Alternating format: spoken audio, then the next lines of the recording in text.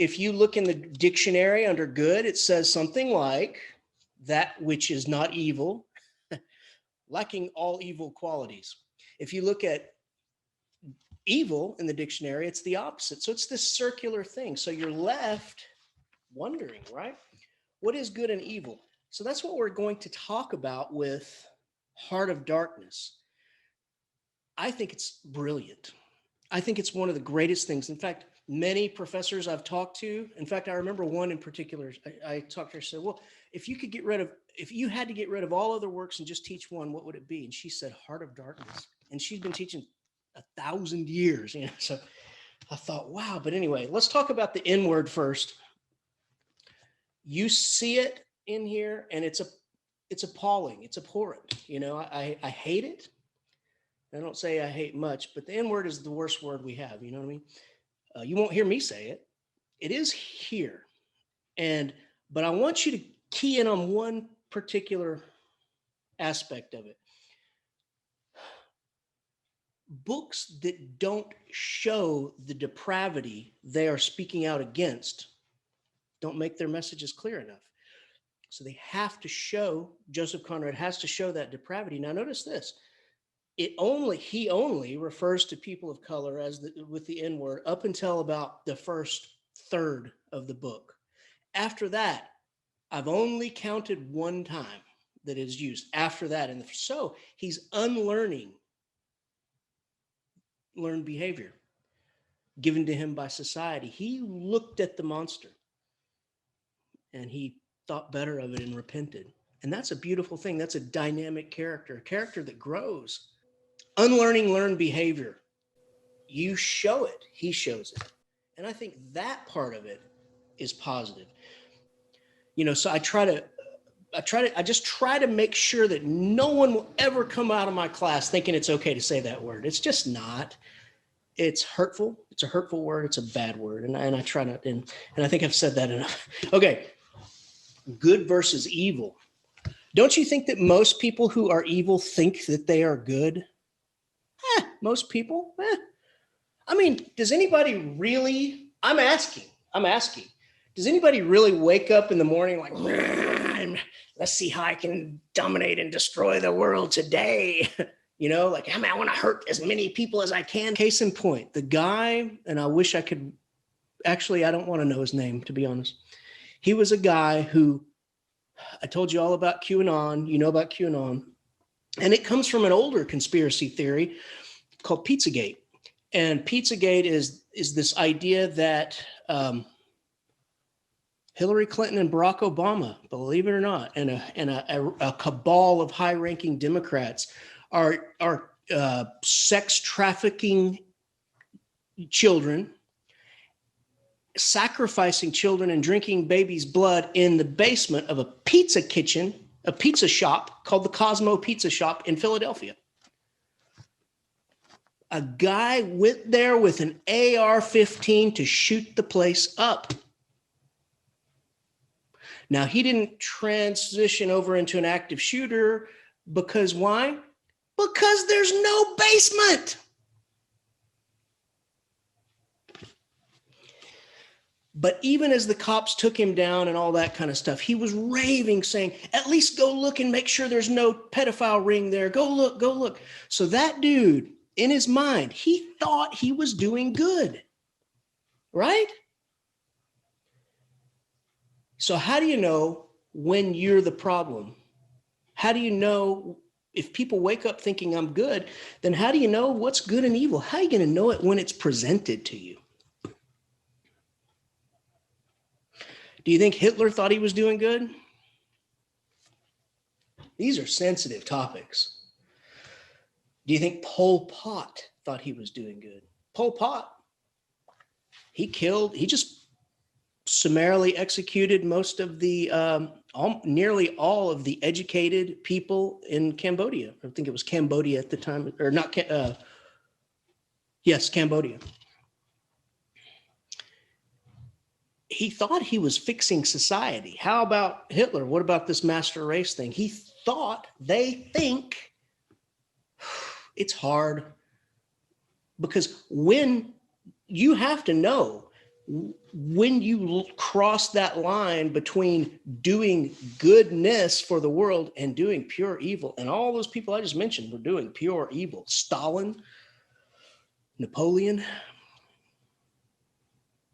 So it's going to be up to you. I mean, these things, these questions of morality are matters of faith rather than matters of fact. I can't sit here and tell you this is objectively wrong, except one thing. There is this thing that our framers, and I teach if you're ever interested, I don't know how many people are interested in this, but if you're ever really interested, read the Federalist Papers. And there's several that are spectacularly good. And the Federalist Papers are written by Publius, James Madison, John Jay, and Alexander Hamilton. And it's all about what the framers were thinking when they created the Constitution, why the different parts of the Constitution are what they are. The underpinning of the entire thing comes down to one term in two words: common good. Common good. Public good. The public good. And what is that? What is the public good? It is that condition which simultaneously is good for all people. I know we've talked about this. The public good. Now you go to other philosophers, namely Hume and Kant. Kant has this absolution principle. He says, something is only good if it can be made a universal law. Is it good to go into a supermarket and shoot people up? Can you make that a universal law? Like everybody's okay to do it? No, right?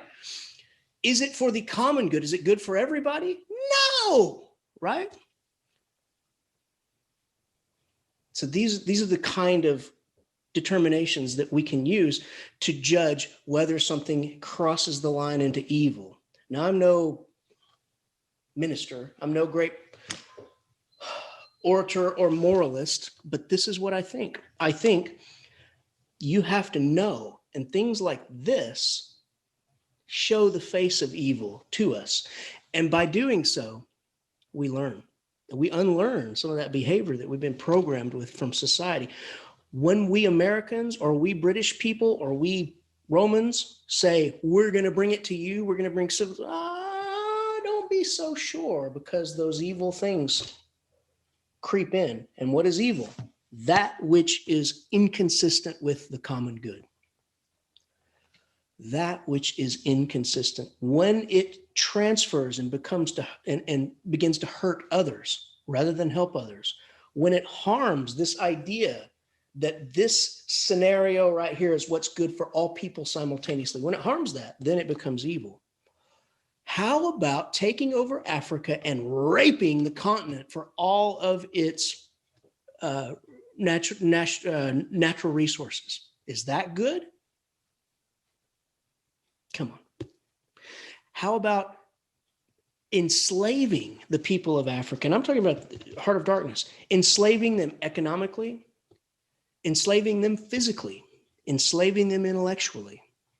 Is that good for all people simultaneously? So you see where I'm going with this whole thing, right?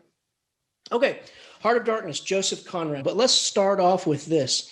It is an incredible story from a point of view perspective. The narrator only speaks a few times. That is the narrator. The narrator is telling you the story of a guy who told the story, right? That's pretty cool. That's first person, but it has a couple of layers. It would be, I guess, called first person limited because it's limited to Marlowe's experience. But then Marlowe tells it also in a first person perspective. Yeah, he's first person. So it's first person limited, the main narrator, and then Marlowe is telling his story in first person. So what that does is it creates a separation between the true narrator and you, the reader. And that separation brings about some kind of authenticity. It's like this. Hey, I heard this story from another guy, and I'm going to tell you. That takes me out of it, right? Oh, but it's not what I said. It's this, right? That takes me out of it. And now you're relying just on this other person's story. And that's pretty cool. If you notice, it's very lacking in dialogue. There's not a whole heck of a lot of dialogue. The dialogue is Marlowe telling the story. Okay. He begins on the Thames River. Now, if you've ever been to England, now he's a sailor. He follows the sea, as they say. And he is leaning against the mizzen mast. The mizzen is mast at the very back of the ship, and he is looking like a Buddha. He's kind of sitting there looking like a Buddha. Now, they are waiting for the tide to come in because the Thames River is the river, and it's spelled Thames, but it's Thames. The Thames River is the river that flows into London. The Tower of London is on the Thames, right? And so you know that there is this tidal action that happens in all the world's oceans. And so if the tide comes up and then it's coming and it's going down, the flow of the current from the Thames River will be going out. You don't want to try to sail against that. No. So what you do is you wait for the tide to come up.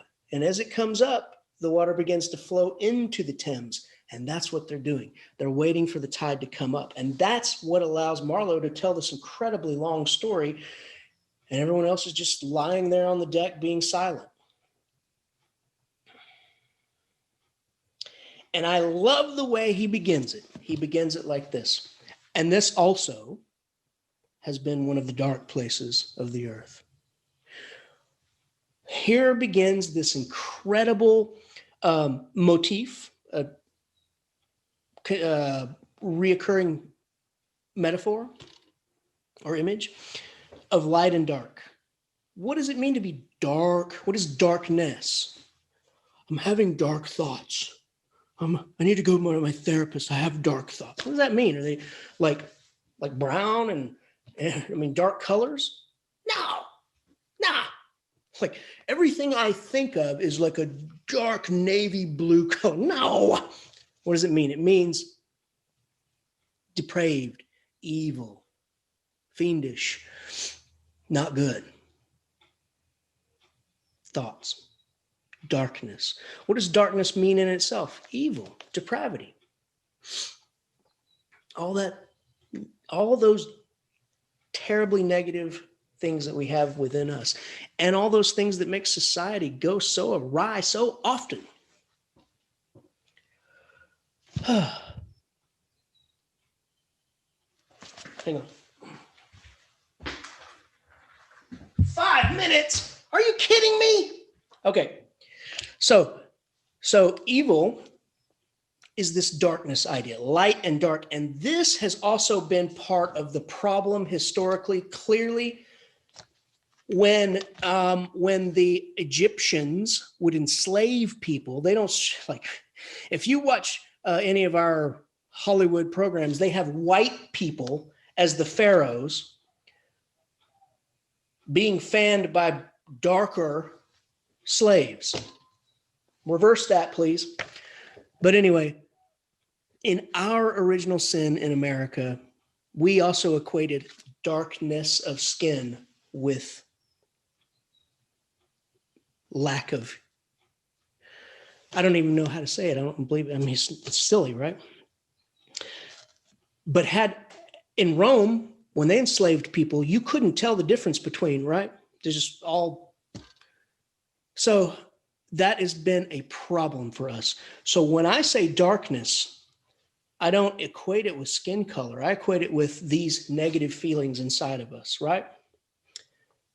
But it also does play into this.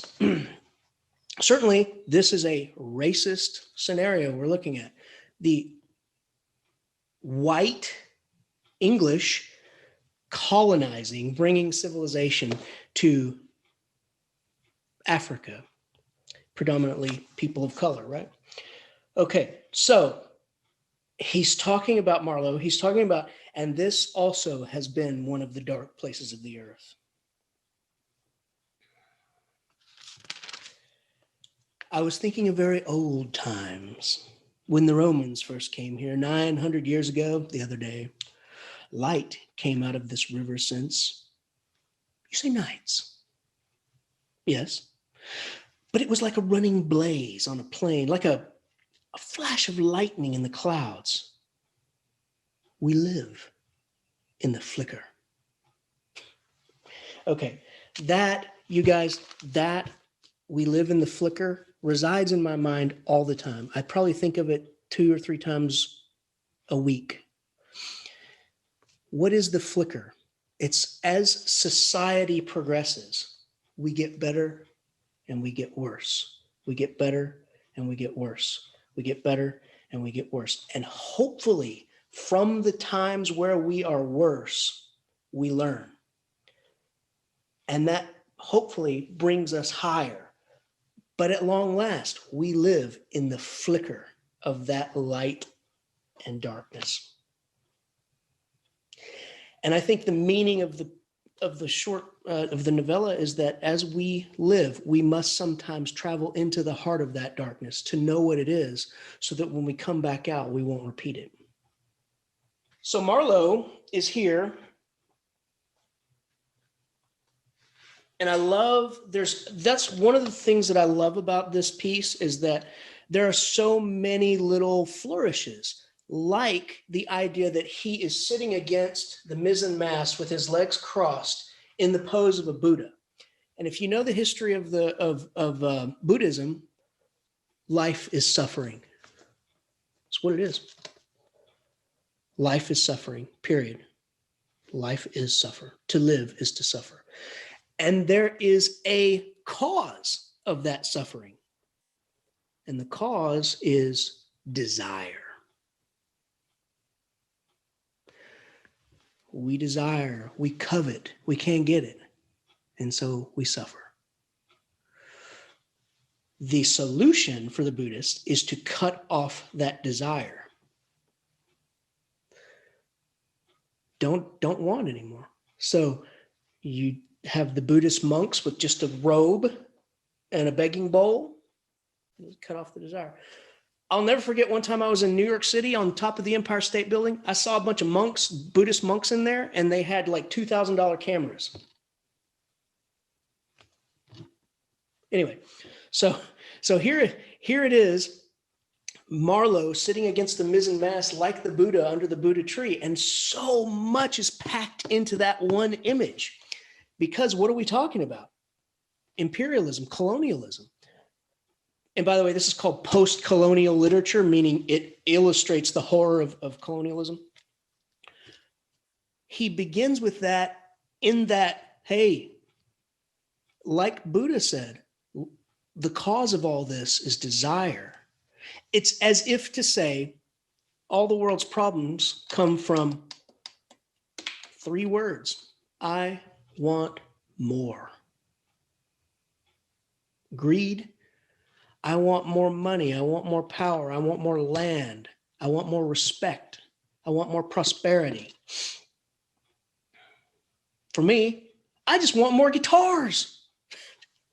Just kidding. Oh, I do, but okay. So we live in the flicker. Also, one of my greatest, most amazing motifs or images, metaphors. That's all of the above. We live in the flicker, in the waver between what is right and wrong, what is good and evil, what is light and dark. Marlowe says, light came out of its river since. You say nights? And what does he even mean by nights? So there's this, I think it's kind of a fallacy that the knights in shining armor, the time of the medieval era, that was the time when things were really good. We talked about this with, Gothic literature. And he's rebutting his opponent. You say knights, back when things made sense. Yes, knights. But it was like a running blaze on a plain, civilization. Like a flash of lightning in the clouds, goodness and evil, civilization. We live in the flicker. May it last as long as this old earth keeps rolling. But darkness was here yesterday. So we have this image of civilization. Now keep in mind, I know what I've said. Sometimes civilization really is civilization, isn't it? Like, for example, I watched it on the news the other day. It's right now in Africa. There are places where there's wars going on. I think it's Nigeria, Ethiopia. I can't remember. I'm sorry. Women are being raped. We have the Holocaust in Bosnia and Herzegovina, where there was this ethnic cleansing, this idea that the soldiers go rape all the women in the opposing country, and you just rape them out of existence. The babies that come will be. Now that's horrible. That's not civilized, right? That's not civilized. Sometimes civilization is good. The Comanche Indians, man, they were wicked bad people. Now, there are some Indians that were fabulously amazing. I'd have to come out and say the Comanches aren't really one of them. They were pretty bad. Not only to white settlers, but to all other Indians. In fact, the meaning of the word Comanche means my enemy. It literally means always against me. So there are times when you can bring civilization to other people, okay? That's true. But I would have to say more times than not, those dark forces intercede and make it horrible. So we live in the flicker, and civilization is like a torch that we bring to the world. But that torch flickers. And he says, imagine the feelings. He says darkness was here yesterday. He's talking about in England, when Rome was the occupier of England. Imagine the feelings of a commander of a fine, what do you call them, Tyrene? In the Mediterranean, ordered suddenly to the north, run overland across Gauls in a hurry, put in charge of one of these crafts of legionaries, a wonderful lot of handy men they must have been too, used to build apparently by the 100 in a month or two, if we believe what we read. Imagine him here at the very end of the world. A sea, the color of lead, a sky, the color of smoke. A kind of ship about as rigid as a concertina, and going up this river with stores or orders or what you like, sandbanks, marshes, forests, savages, precocious little to eat, fit for a civilized man, nothing but Thames water to drink. No Falernian wine here, no going ashore. Here and there, a military camp lost in the wilderness, like a needle in a bundle of hay, cold fog, tempest, disease, exile, and death. Death skulking in the air, in the water, in the bush. They must have been dying like flies here. Oh, yes.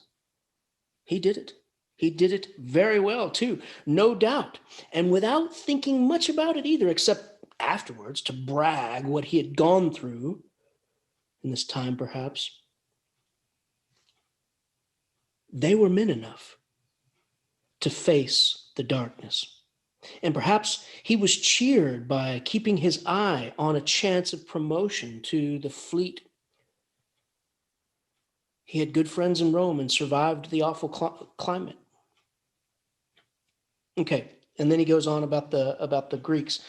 So he's trying to make this really complex argument about the Romans in England. It is true. It is true. If you go to London today, the city is laid out in the pattern that the Romans envisioned. The Romans really built a lot of what we see today in Europe, but they did it by the sword. And you have to ask yourself, like, is that a good thing? They thought they were doing good, right? Why not bring Roman civilization to the Celts who are in England? Oh, the history of England is astonishing. Why not bring it to the Britons, who are these kind of mountainous Celtic people?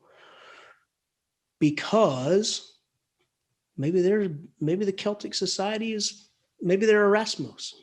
I don't know. It's a very complex argument, isn't it? Okay, now let me move on.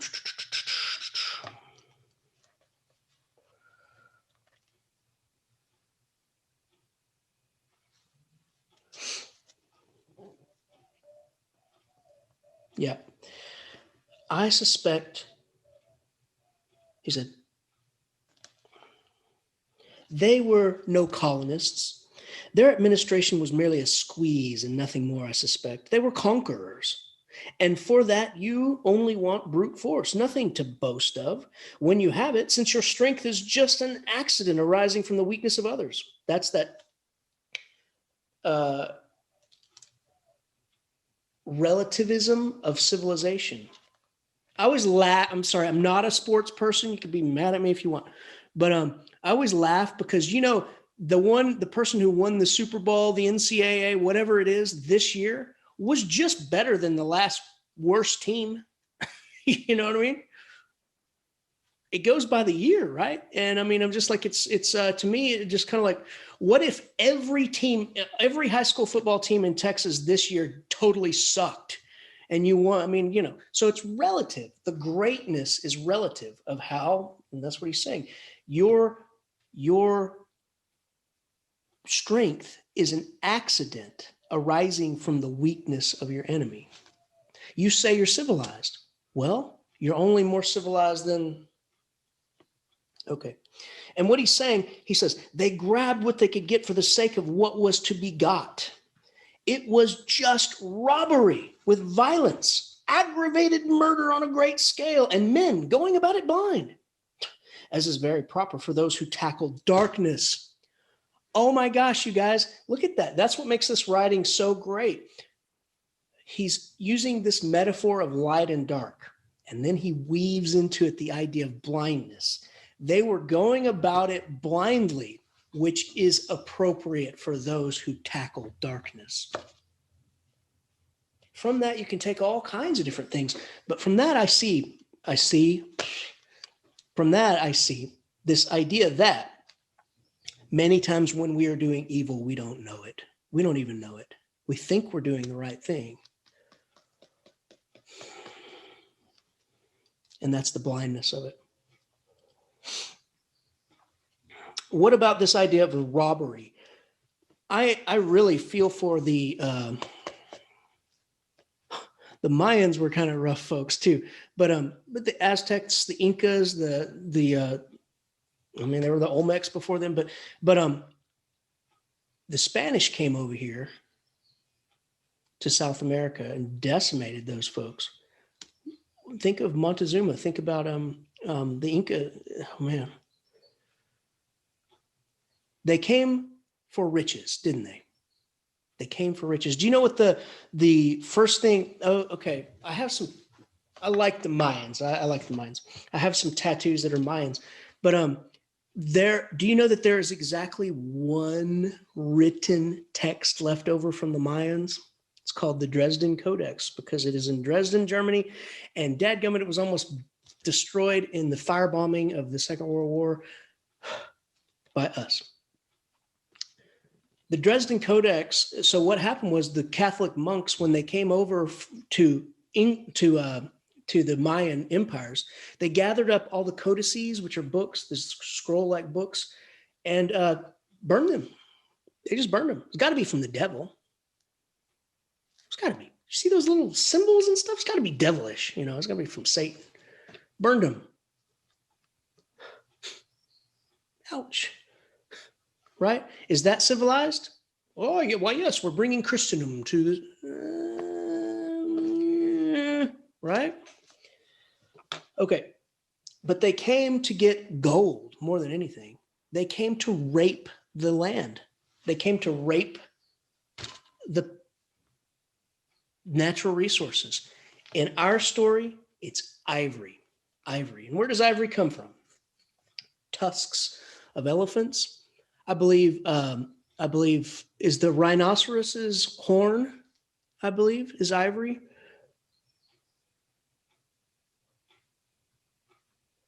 I believe there might be a piece of part of the sperm whale that's ivory. I don't know, but anyway, ivory comes from animals. It's like enamel of your teeth, and very valuable, or it was very valuable. You've seen the horrible images of, well, I don't want to put bad things in your head, but even today we have poachers that kill elephants for ivory, right? Even though there's an international ban on the sale of ivory, you know.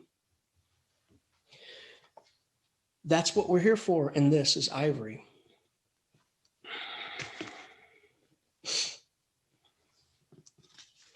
So many times colonialism ends up as a power grab or a grab for wealth and riches, natural resources. Okay, I want to tell you really quickly here, there's a paragraph that starts with, now when I was a little chap,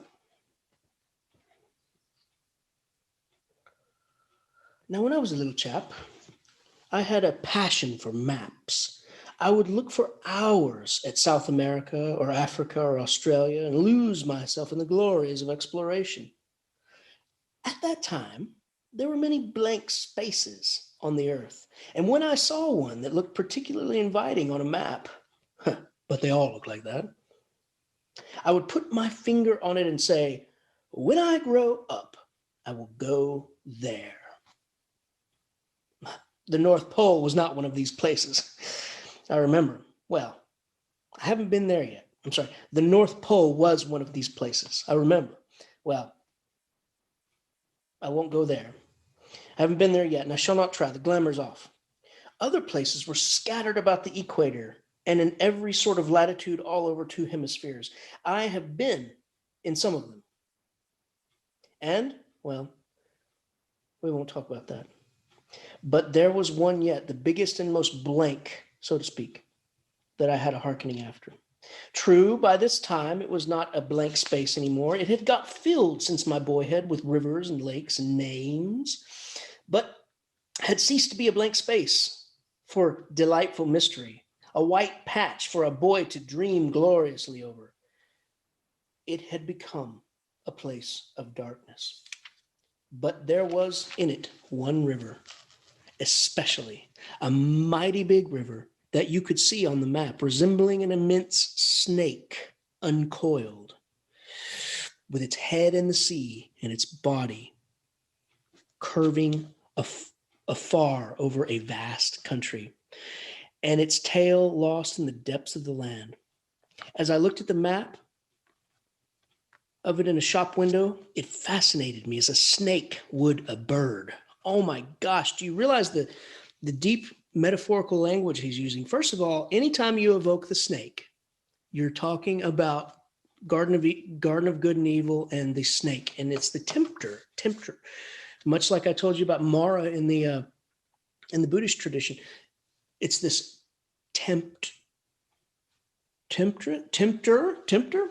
It's this force that tempts us towards evil, right? And that's the idea of it anyway. The snake charms us, and we go to it. For him, the Congo River is that snake on a map. It is his charmer. It is his tempter.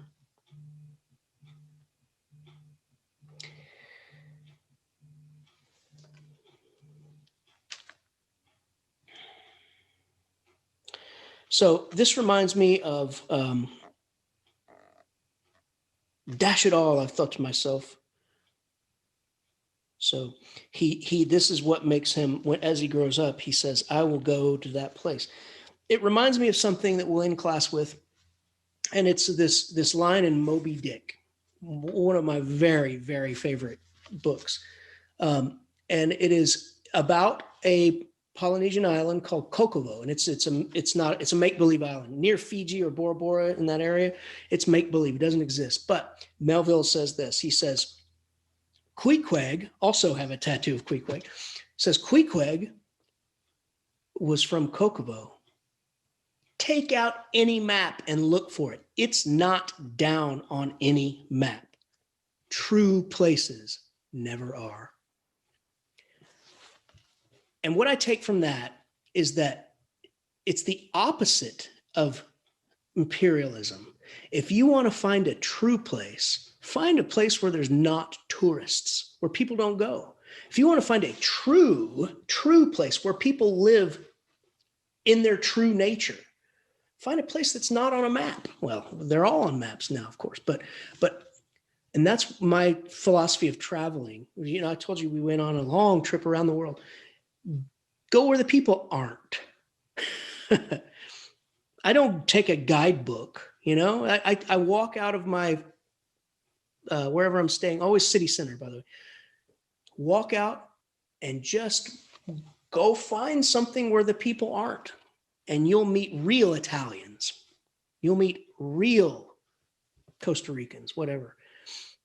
It takes them a long time to get there. And then he is aboard this steamer, and they come across a man of war, a warship, and it is a French warship. And to illustrate the absurdity, there's a recurring theme of absurdity in the novel. Like things that we believe are absurd. Society becomes absurd. It is fragmented and broken, and people lose their way. Things fall apart. And so to illustrate that absurdity, he has this French man of war sitting at anchor. This warship is shelling the coast. Shelling the coast. I'm going to turn my speakers down. Shelling the coast where there's not a hut visible. It's absurd, right? But what I was specifically going to ask Anna or Hannah or anybody who knows, I don't think warships fire their guns at anchor. I mean, I just don't think so. You want to be, you know, I could be wrong, but this is the case. They're sitting at anchor and say, "We'll get them yet," and they're just shelling the coastlines. Okay, and then they drop off some soldiers to go take part in some absurd conflict or war, and many of those soldiers drowned in the water. Well, nobody really seems to care too much. Just throw them out and go on. Okay, moving on. Let's go to a portion that starts with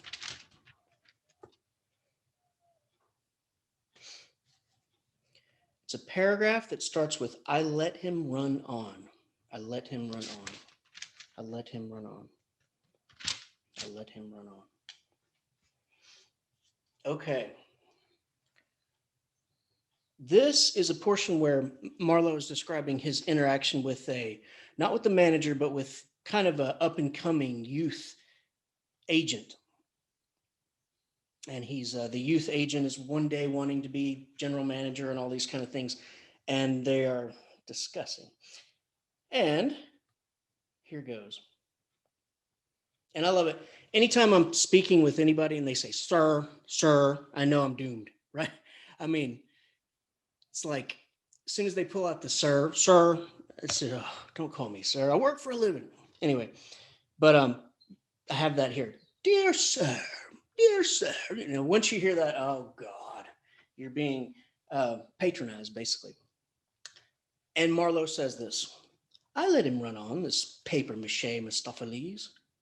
And it seemed to me that if I tried, I could poke my forefinger through him and to find nothing inside but a little bit of loose dirt, maybe. He don't. Here we go. All right.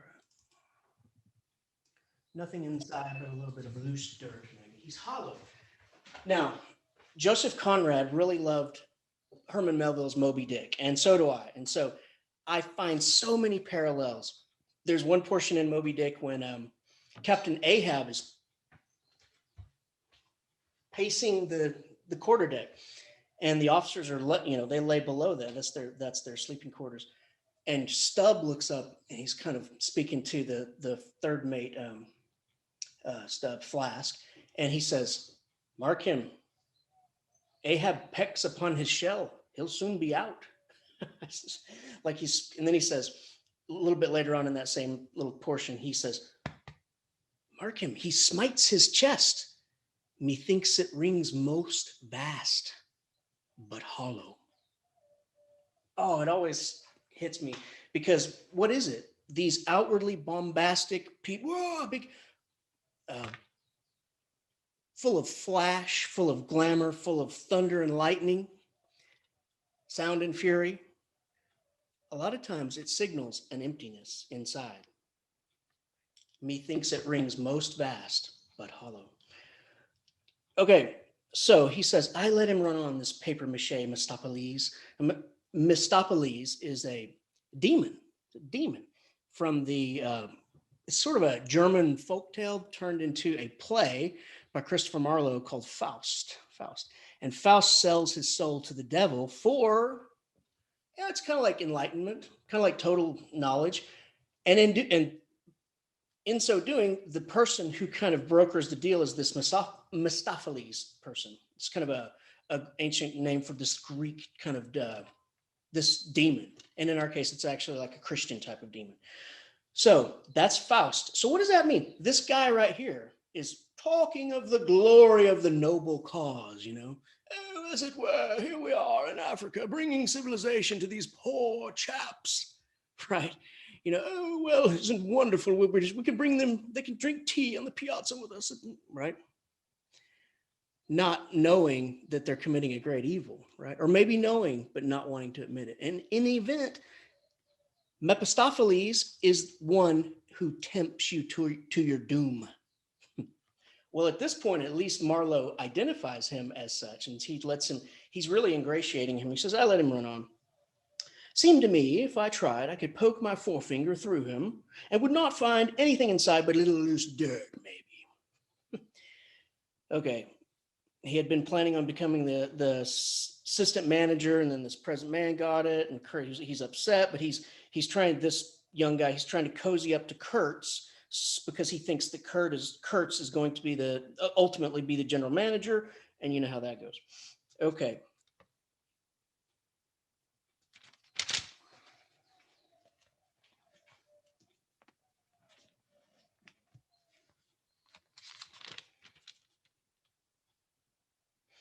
So Marlowe is leaning against his shoulders against the wreck of his steamer, his steamboat that he's supposed to captain down the Congo River for the principal goal of collecting ivory, mainly from Kurtz, ferrying these pilgrim characters, ferrying other agents and manager if he comes, ferrying people to various remote stations, and then bringing ivory and personnel back. That's what Marlowe is there to do. He's the captain of a steamboat, right?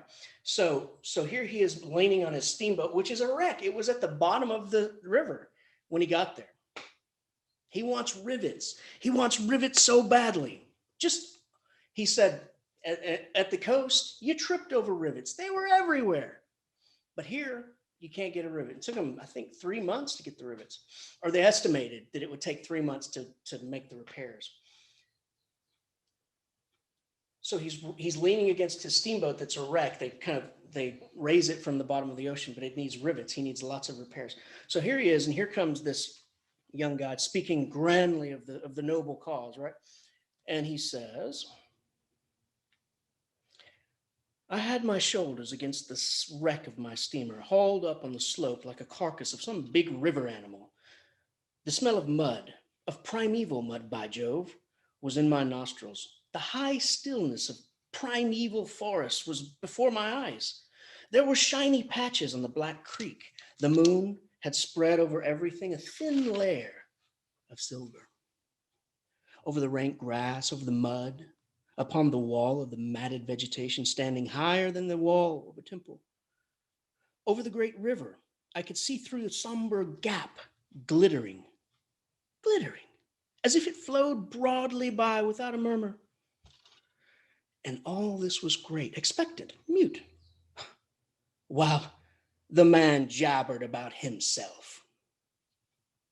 I wondered whether the stillness on the face of the immensity looking at us two were meant as an appeal or as a menace. What were we who had strayed in here? Could we handle that dumb thing, or would it handle us? I felt how big, how confoundedly big was that thing that couldn't talk and perhaps was deaf as well. Now, what's he talking about? He's remarking on the wilderness, the forest, the jungle, the trees, and the river that runs through it, right? In this novella, the forest it symbolizes savagery, symbolizes the dark part of the earth, symbolizes the depravity, symbolizes uncivilized things, savage things. All right, so here he is standing and beholding the immensity of the scene around him, and he's wondering, will it get us or will we get it? Right? Okay. And meanwhile, the young guy's just jabbering on about himself and his ambitions. What were we who had strayed there? Could we handle that dumb thing? I already said that. What was in there? I could see the library coming out of there. And I'd heard Mr. Kurtz was there. I'd heard enough about it, God knows. Yet somehow it didn't bring any image with it. No more than if I had myself told an angel or a fiend was in there. I believed in it in the same way one of you might believe there are inhabitants in the planet Mars. I knew a Scotch sailmaker who was certain, dead sure, there were people in Mars. If you asked him for some idea of how they looked and behaved, he would get shy and mutter something about walking on all fours. If you so much as smiled, he would, though a man of 60, offer to fight you. Well, I would not have gone so far as to fight for Kurtz, but I went for him near enough to a lie. You know, I detest, can't bear a lie. Not because I am straighter than the rest of us, but simply because it appalls me. There's a taint of death, a flavor of mortality in lies, which is exactly what I hate and detest in the world. What I want to forget. It makes me miserable and sick, like breathing something rotten would do. Temperament?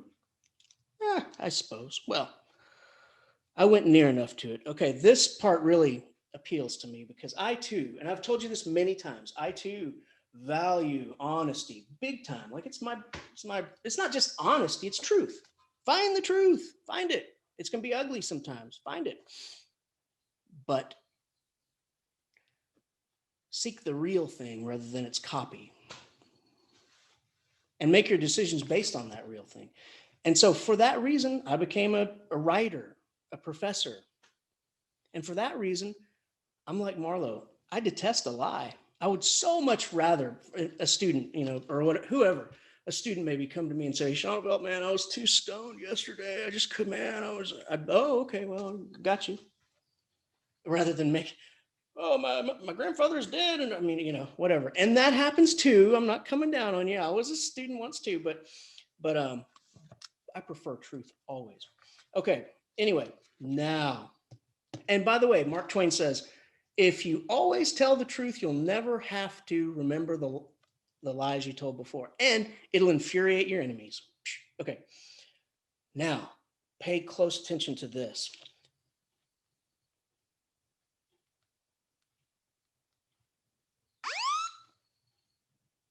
Not that. I have no idea what that is. Just trying to call the police, I think. Okay. So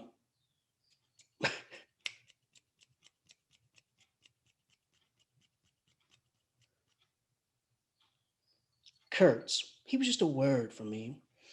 I did not see the man and the name any more than you do. Do you see him? Do you see the story? Do you see anything? It seems to me I am trying to tell you a dream, making a vain attempt because no relation of a dream can convey the dream sensation, that commingling of absurdity, surprise, bewilderment, in a tremor of struggling revolt. That notion of being captured by the incredible, which is of the very essence of dreams. He was silent for a while. No, no. It is impossible. It is impossible to convey the life sensation of any given epoch of one's existence. That which makes its truth, its meaning, its subtle and penetrating essence, it is impossible.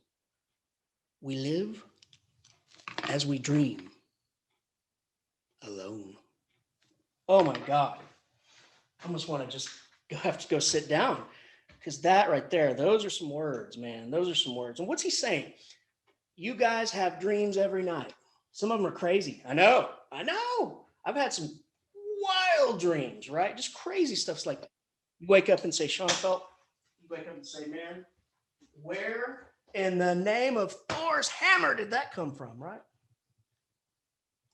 And then you wonder, did your mind come up with that whole thing? Holy Toledo, right? Now, where does it come from? Oh, okay, we can talk about Jung. We can talk about your shadow self. We can talk about the repressed thoughts, repressed memories, all that. We did that.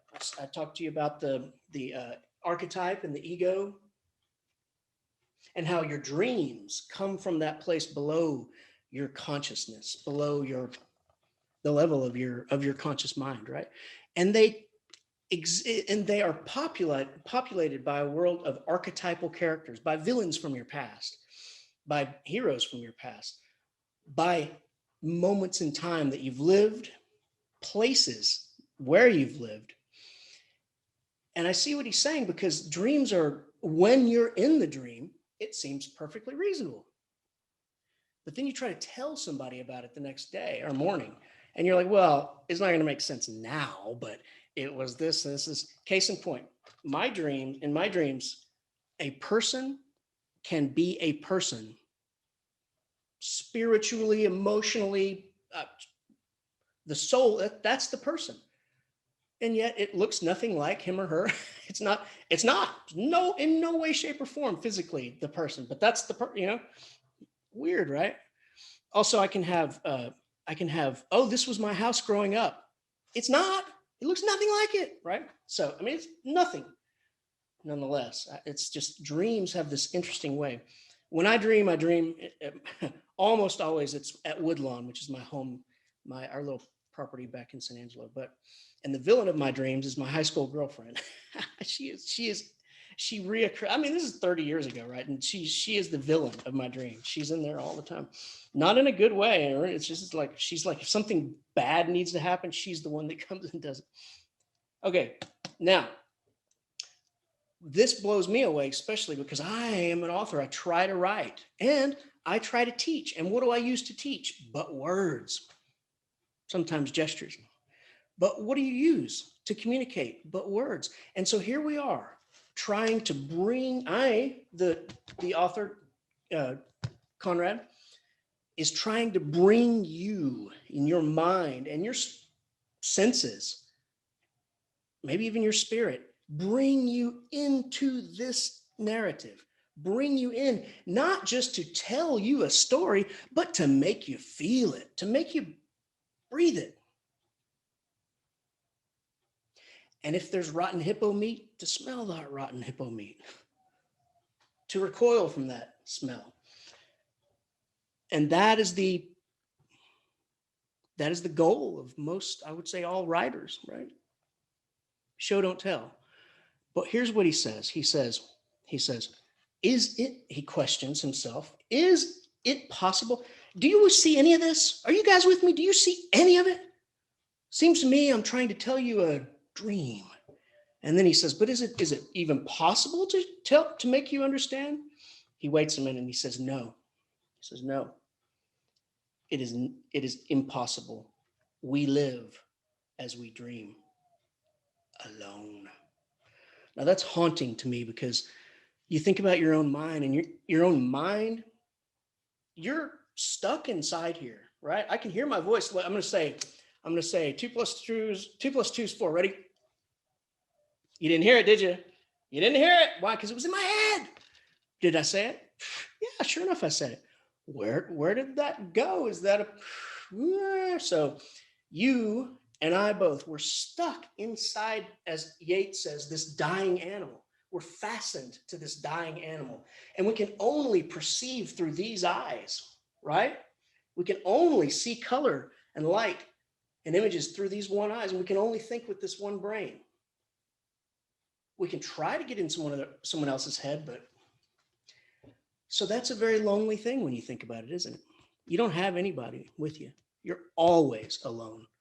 You dream alone. You live alone. You think alone. But that's why we have friends and lovers and people in our lives. And if COVID has taught us anything, it's that happiness is only valid when shared. Right. Okay.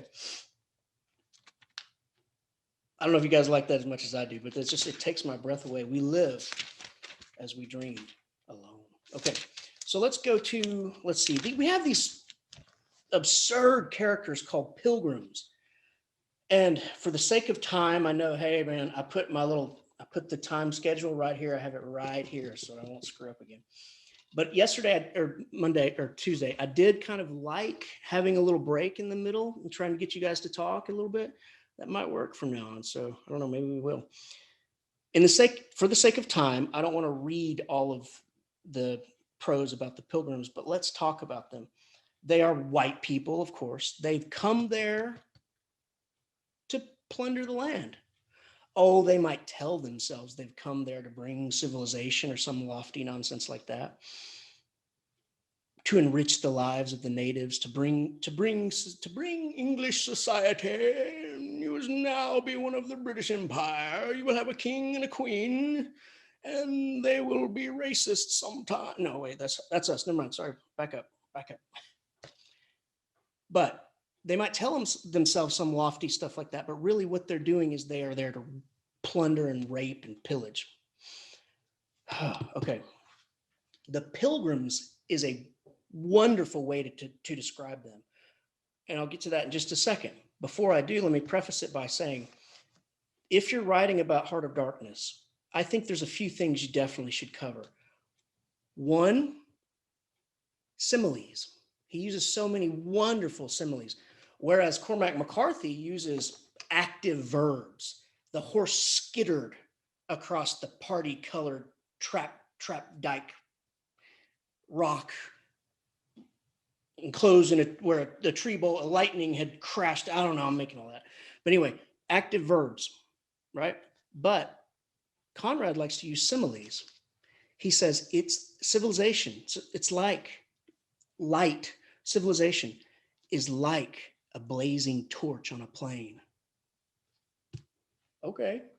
You had me at blazing.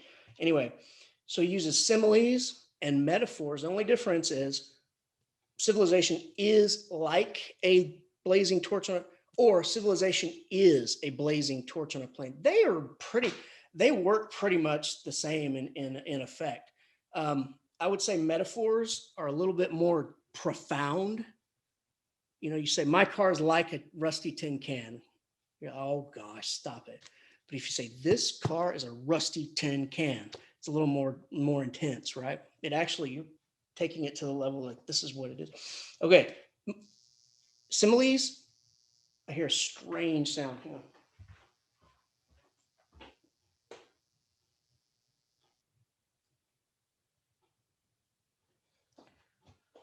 Similes, metaphors, Imagery.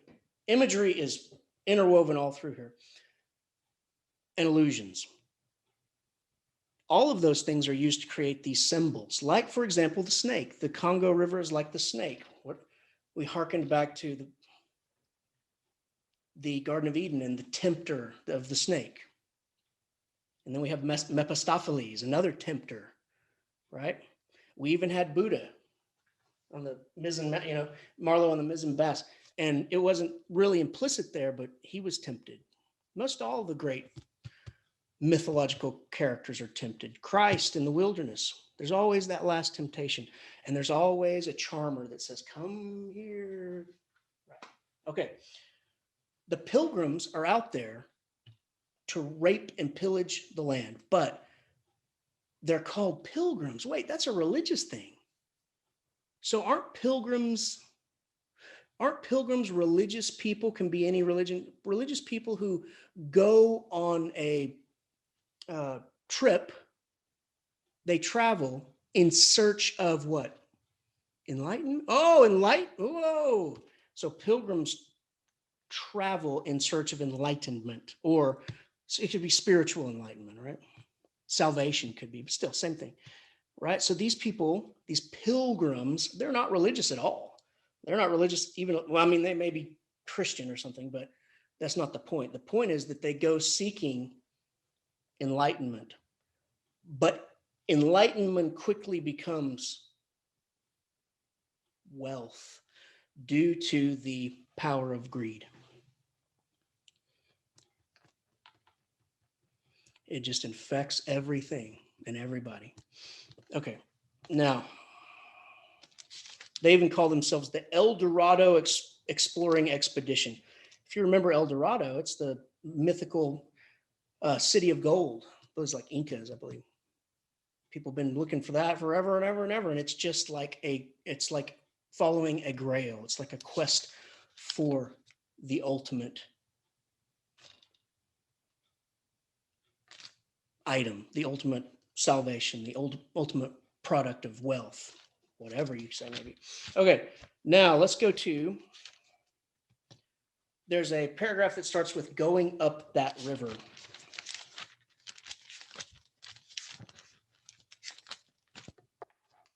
Still in part one.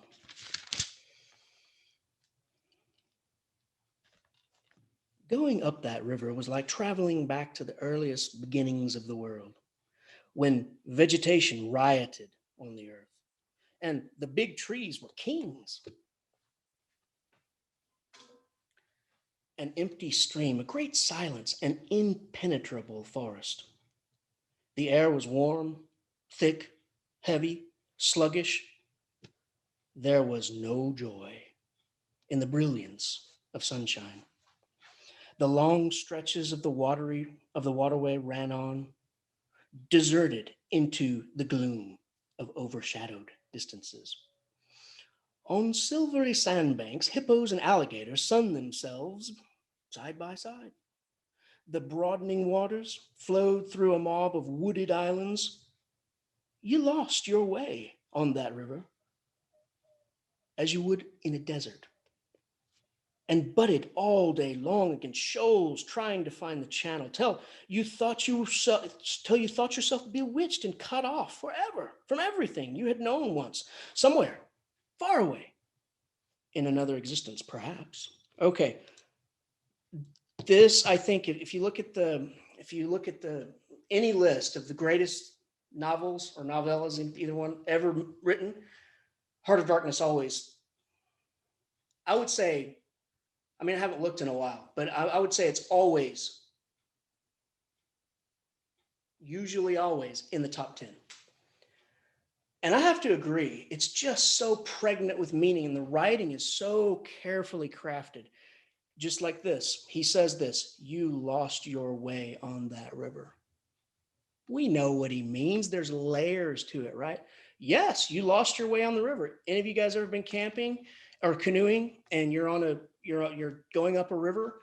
Well, the river will split, the river will wind and merge, and there'll be shoals, and you can't tell sometimes if it's an island or if it's the bank. You can't tell if you're in the main channel or in a creek.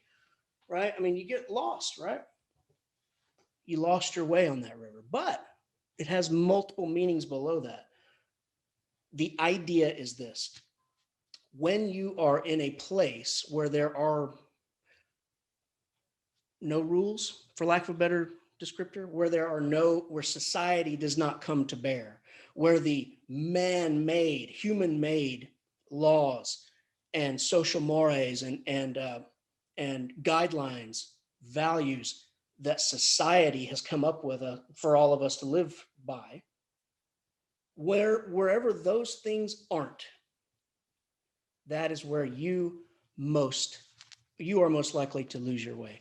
And what does lose your way mean? It means succumb to your most depraved instincts, succumb to greed, vanity, avarice, hate.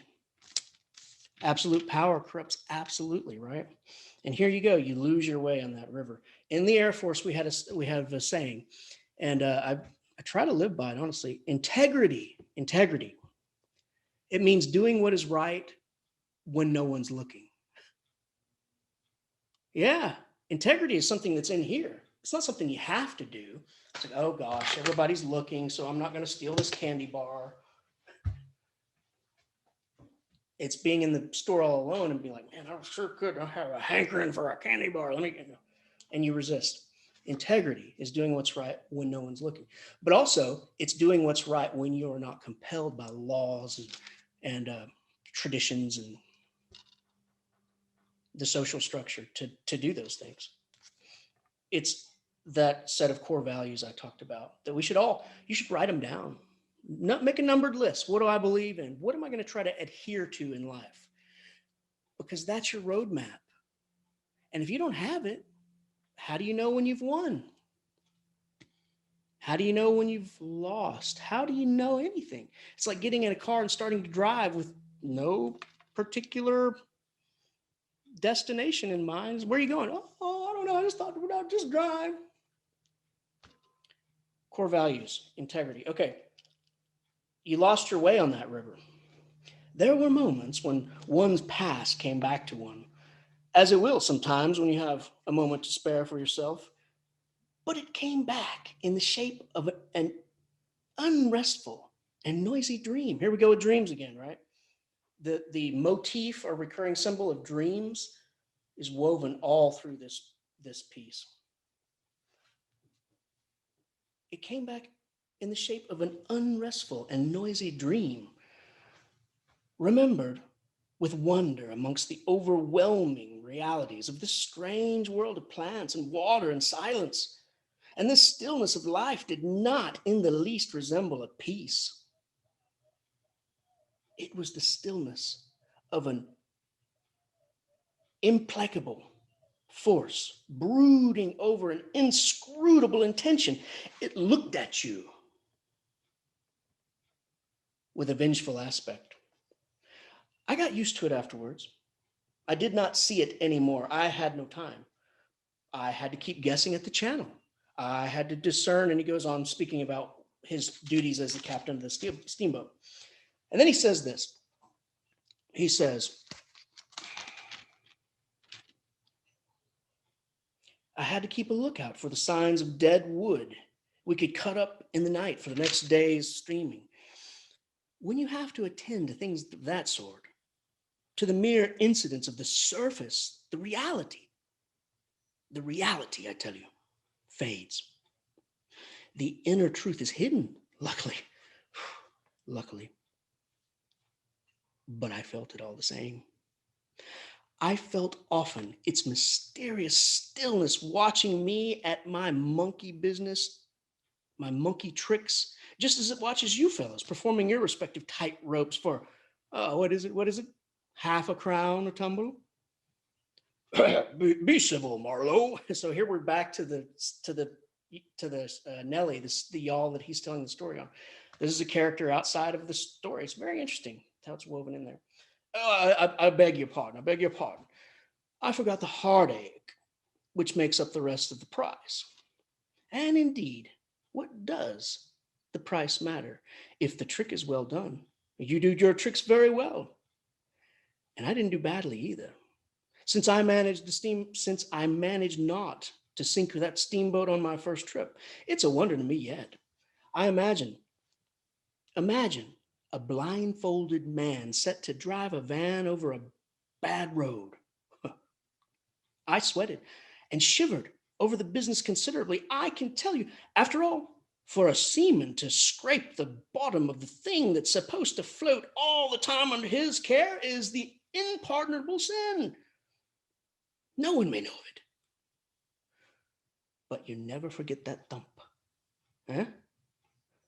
A blow on the heart. You remember it. You dream of it. You wake up at night and think of it years after and go hot and cold all over.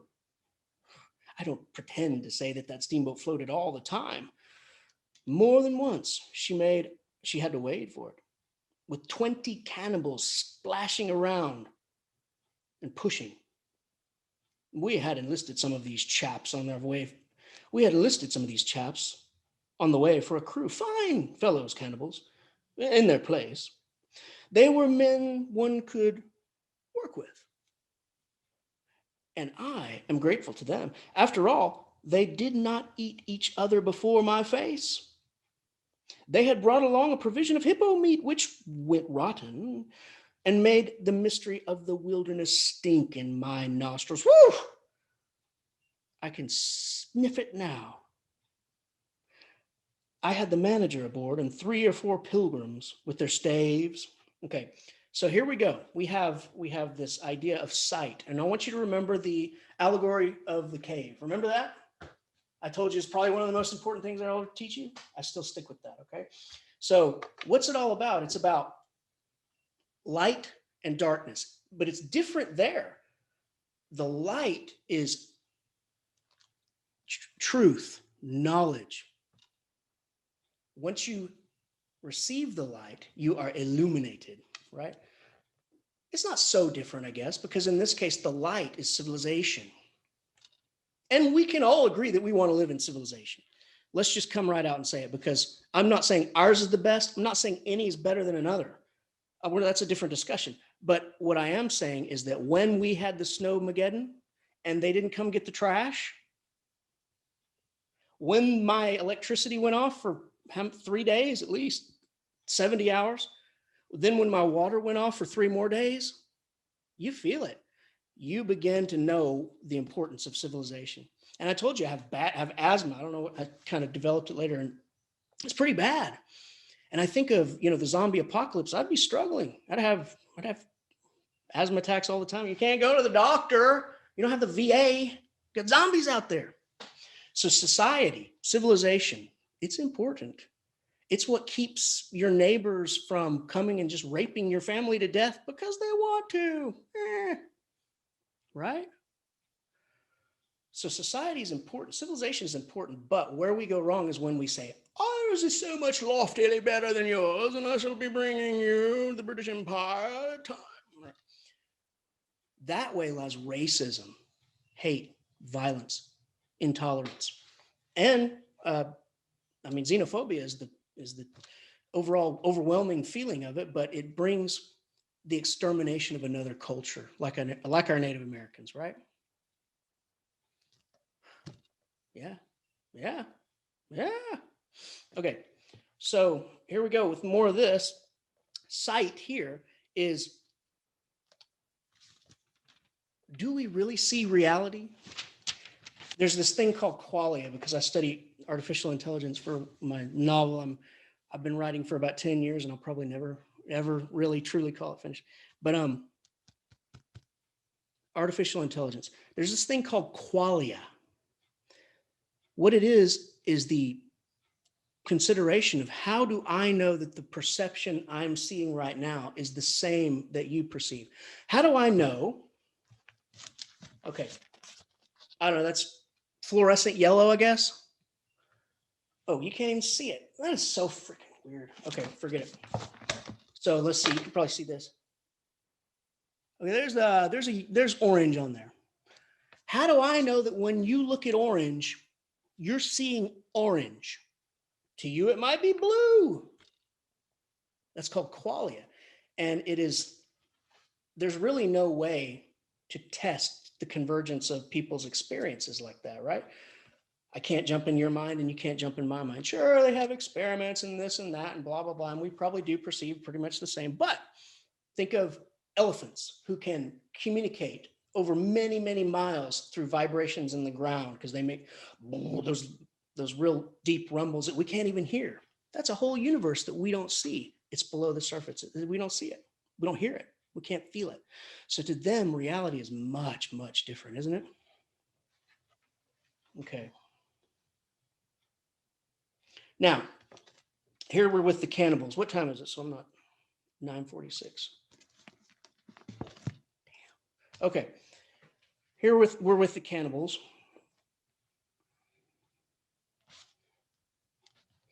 And it reminds me of another Melville passage. He says, this is about Queequeg. Ishmael says, it is better to sleep with a sober cannibal than a drunken Christian. Think about that as I'm reading this. It's better to sleep with not to have sex with, but to actually sleep in a bed with a sober cannibal than a drunken Christian. So think about that. And here he says this. He says that the cannibals are fine people in their place, he had the manager, a couple of the few pilgrims, and then he had his crew. They were cannibal crew. And he had the helmsman, which was a native, not necessarily one of the cannibals, but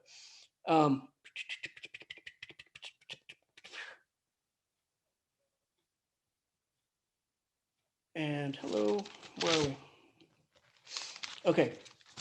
He says, actually, I'm thinking it's right. We're not going to get to it for a minute. It's about hunger. But anyway, this part right here blows me away. It's about drums. Drums. Now think about it. You're on the Congo River in the late 1800s. So you're in the Congo River, and you are just a sitting duck out there if somebody wants to come get you, right? And you hear the drums beating off in the wilderness, in the forest. What do they mean? Are they angry drums? Are they happy drums? What are they, a warning? Are they an invitation? What do they mean? A little bit lower down. The word ivory would hang and ring in the air for a while. And then he goes on and he says, this is the whole thing. He said, it made you feel very small, very lost.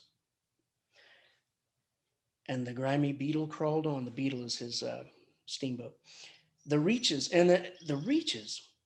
opened up before us and closed behind, as if the forest had stepped leisurely across the water to bar the way for our return. We penetrated deeper and deeper into the heart of darkness. It was very quiet there. At night, sometimes the roll of drums behind the curtain of trees would run up the river and remain sustained faintly, as if hovering in the high air over our heads till the first break of day. Whether it meant war, peace, or prayer, we could not tell. Okay, we're going to pick that back up in a minute. Okay. The earth, it was he felt like he was in the prehistoric earth, on an earth that wore the aspect of an unknown planet. We could have fancied ourselves the first of men, taking possession of an accursed inheritance, to be subdued at the cost of profound anguish of excessive toil. But suddenly, as we struggled round a bend, there would be a glimpse of rush walls, of peaked grass roofs, a burst of yells, a whir of black limbs, a mass of hands clapping, of feet stamping, of bodies swaying, of eyes rolling under the droop of heavy and motionless foliage. The steamer toiled along slowly on the edge of a black and incomprehensible frenzy. The prehistoric man was cursing us, praying to us, welcoming us. Who could tell? We were cut off from the comprehension of our surroundings. We glided past like phantoms. Similes, right? We glided past like phantoms. Earlier, the earth wore the aspect of an unknown planet. What was it? We were like, pretty much a metaphor. He says, we could have fancied ourselves. We were like, or we were the first of men, like they're first human beings. And he makes really powerful connections with his similes, metaphors, and they create symbols, which creates a kind of a vibration in your mind. Okay, he's like phantoms, wondering and secretly appalled as sane men would before an enthusiastic outbreak in a madhouse. Woo! There's some imagery right there. He says, we glided past this frenzy of natives, drums and dancing and singing and whatever. We didn't know what it meant. We're about to die, maybe, or maybe they want us to come to dinner. Maybe we are dinner. We don't know. We glided past like phantoms, wondering and secretly appalled as same men would be before an enthusiastic outbreak in a madhouse. So he's taken us to the madhouse and given us the image of the prisoners in the what do you call them, the inmates, prisoners in the madhouse rising up and taking it over. And then we could not understand because we were too far and could not remember, because we were traveling in the night of first ages, of those ages that are gone, leaving hardly a sign and no memories. Okay. Don't you wish that we could learn from history? Don't you wish that knowledge could somehow be stored up and passed on? And here we try in college with courses like history and English and things of that nature. We try. But how effective is it? How many times do we as a people, as a species, have to relearn the same things? That is like the forest opening up for the steamboat and then swallowing it behind. No sign we were even there, not a single memory. Oh. Okay, the earth seemed unearthly. This is a paradox, right? Earth, unearthly, right? But also seemed, it's a linking verb. It can be, it's kind of like a simile, kind of. Could say the earth seemed like was unearthly, but still, I would give you great latitude if you called that a simile, because the earth seemed unearthly. We are accustomed to look upon the shackled form of a conquered monster, but there, you could look at a thing monstrous and free. It was unearthly. And the men were, no, they were not inhuman. Well, that was the worst of it. This suspicion that they're not being human. It would come slowly to one. They howled and leaped and spun and made horrid faces. But what thrilled you was just the thought of their humanity, like yours. The thought of your remote kinship with this wild and passionate uproar. Ugly? Yes. It was ugly enough, but if you were man enough, you would admit to yourself that there was in you just the faintest trace of a response to the terrible frankness of that noise. A dim suspicion of there being a meaning in it, which you so remote from the night of first ages, could comprehend. And why not?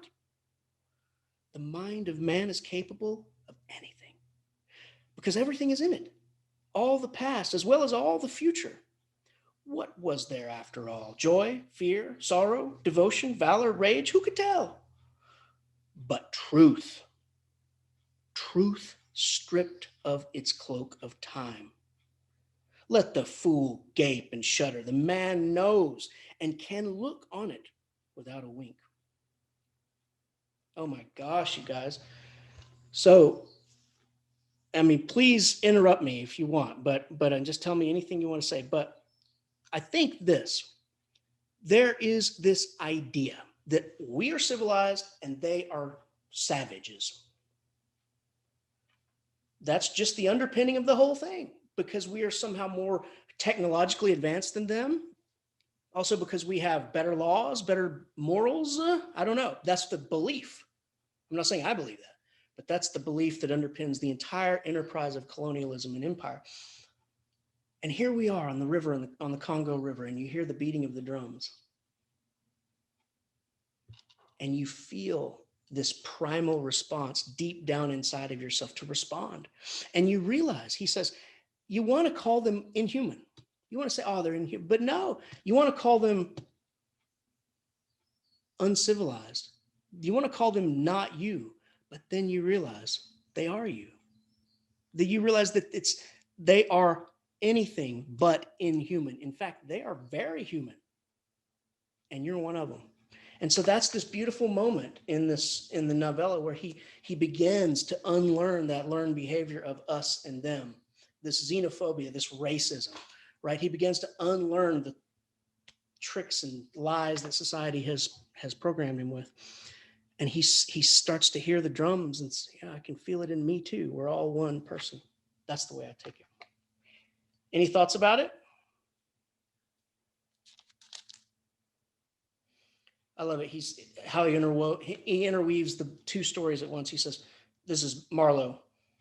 Who's that grunting? You wonder I didn't go ashore for a howl and a dance? Well, no, I didn't. Fine sentiments, you say. Fine sentiments be hanged. I had no time. Okay, so he's like weaving it in there. Or just because your skin looks like this, or just because you studied this book over this one, or just because fill in the blank, that you are superior, that you are somehow qualitatively and quantitatively better than other people. And that gives you the right to enslave, disparage, murder, hate, whatever, this other class of people. It's the ultimate us and them. And I think what he's doing right here is he is debunking it. He's tearing it down. And that for me is the sound of the drums. But also, I mean, there's the sound of the drums is like, wait, we're all one person. I can feel it too. But also, there's also this other thing. It's this urging, more like it's also like a temptation. You know, come fling off all that artificial society and come be natural with us, that kind of thing. Okay. Any other thoughts? Thanks, Hannah. We have 20 minutes. See that? I know what time it is. I got it written right here. And it's over there. Okay. Hippo meat. So you have these cannibals there. You have these cannibals. And they thought, well, what are we going to eat? Okay, they brought some hippo meat. You know, hippos are some mean-ass animals, right? But anyway, they brought some hippo meat. Well, they didn't think this out too carefully because the hippo meat quickly went rotten, right? But no matter, because oh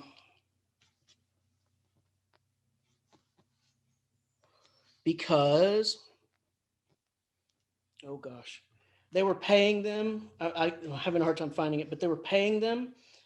It was something like, and if you find it, tell me. It was something like every week they were paying them with a certain length, like 5 inches of, what was it, a brass wire. It's just right here somewhere. And of course, yeah, brass wire, there it is. So besides that, they had gotten them every week 3 pieces of brass wire, each about 9 inches long. And the theory was they were to buy their provisions with that currency in riverside villages. Okay. Oh, I mean, absolute power corrupts absolutely. When you have the option to make people work for nothing, many times you will, right? I won't, but I'm just saying, humanity. We have sweatshops. We have child labor. I'll never forget in Bali. Did I tell you any story at all about Bali? Yes? Okay, I'll tell you sometime. I'll tell you in a little bit. But this story is not a funny story. That other one is. I was walking down the street in Bali with my daughter and my wife, and I looked into this garage. It was just a garage in almost like an apartment building type of thing, and it's just a regular garage, smaller than this one I'm in right now, about half this, about a 1-car garage. And there were these women in there, and it was 105 degrees that day. And we're like eating ice cream. Oh my God, it's hot. It's so hot. And I look over there. Here's these women sitting inside that garage in a circle, folding sarongs and putting them in packaging. That was their job, you know. And they had one guy, some overseer, kind of skulking around, like, you know, managing their work. And I just thought about that because I thought, I just told you last time about Erasmus who made $1 a day, didn't care. He was the happiest person ever, but these women didn't look happy. And I just felt, it made me feel sick. It made me feel really bad. And then you begin to think, I'm gonna buy, my wife's gonna buy that sarong on the beach from them for almost nothing. Like, oh, $5, $3. Yeah, well, they, you know what I mean? Right. So we exploit people, don't we? If we can. And I don't, you know, I hate money. I freaking hate it. I mean, I like to have it. Everyone does, but you know what I'm saying? Okay. So if we can, a company, does a company owe, does a company have morals? Does a company have loyalty? Does a company owe you anything? Does a company do what's right? Does a company have core values? No. A company will always do what makes it more money. Why? Because normally it's a public company and they have a responsibility, they say, to their shareholders to make the stock go up or whatever the case may be. And so if they get a chance to exploit somebody, they're going to do it. That's why we have, I don't know where my phone is, but it was made in China, right? My truck is a Chevy, made in Mexico. Probably didn't pay them much, right? I don't know. I don't know about that. Could be a great job. Who knows? But anyway, here we're exploiting the natives. Did we exploit the Native Americans? Hell yes, right? Did we exploit African enslaved people that we kidnapped from their? Yes, of course. And that's the worst exploitation, right? So we are not, we as a society, we're not, we've got some sins to atone for, but they seem to just keep happening. We had child labor. There's still child labor. Now we have sex trafficking. That's exploitation.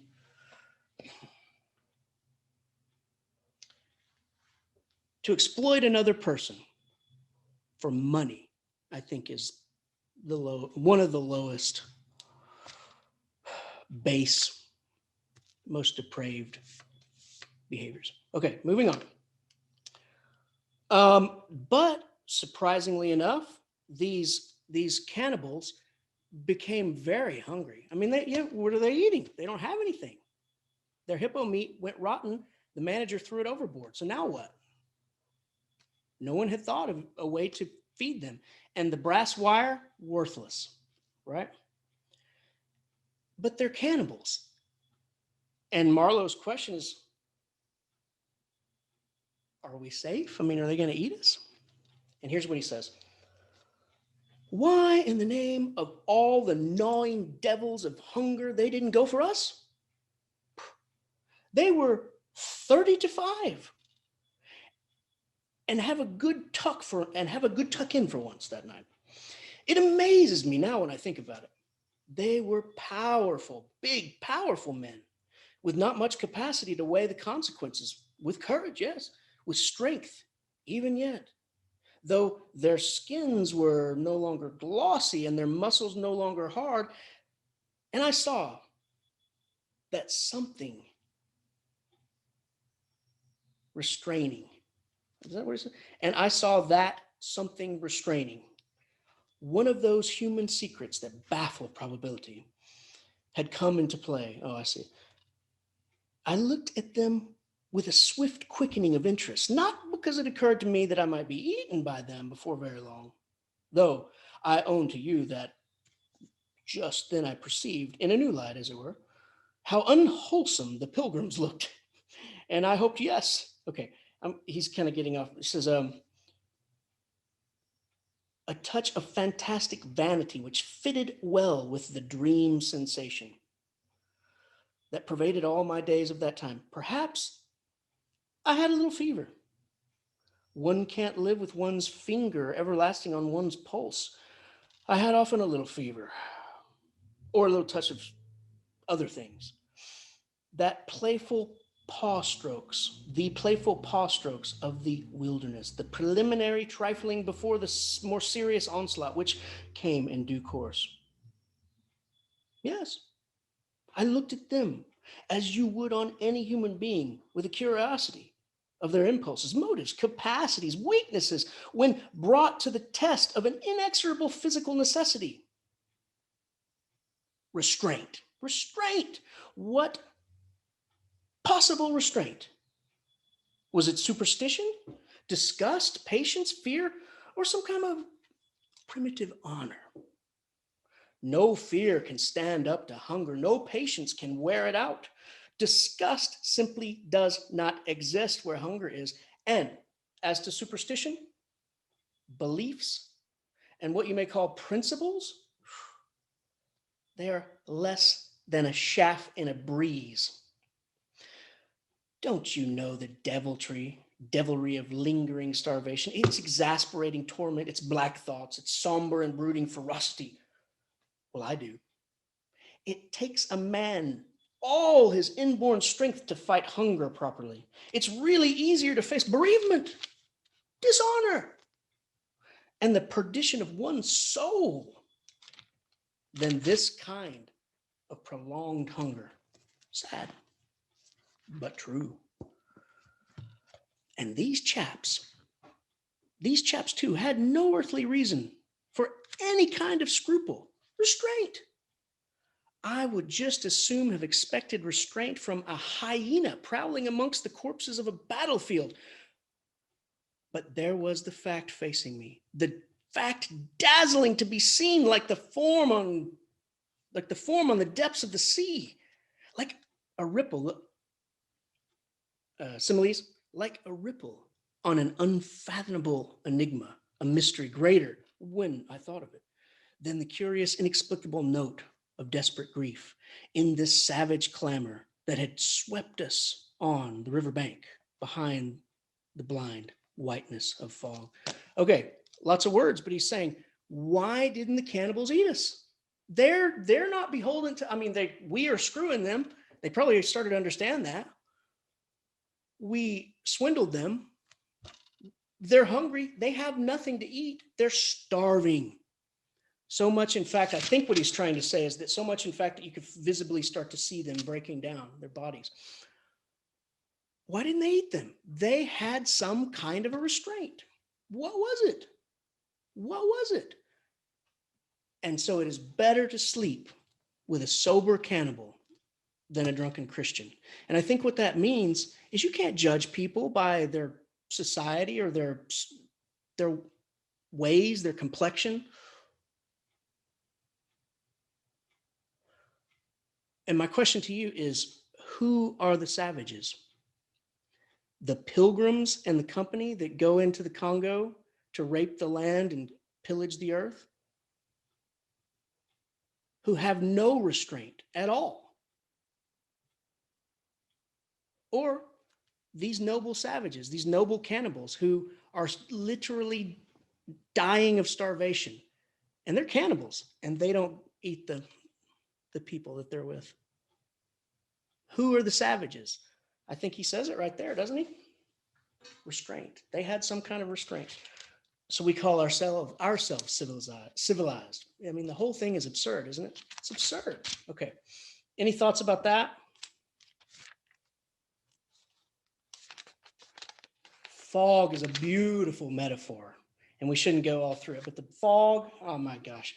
Fog, just think of it. We're looking for light, sight, enlightenment, truth. We are steaming into the heart of darkness, evil, depravity, the worst desires that we have, our own lusts. And in the midst of that, a fog comes over us, clouding our sight. Things don't sound natural in a fog. Things don't look natural in a fog. You're limited for how far you can see, for how well you can see. And it's white. I don't know, you could make something out of that color business there.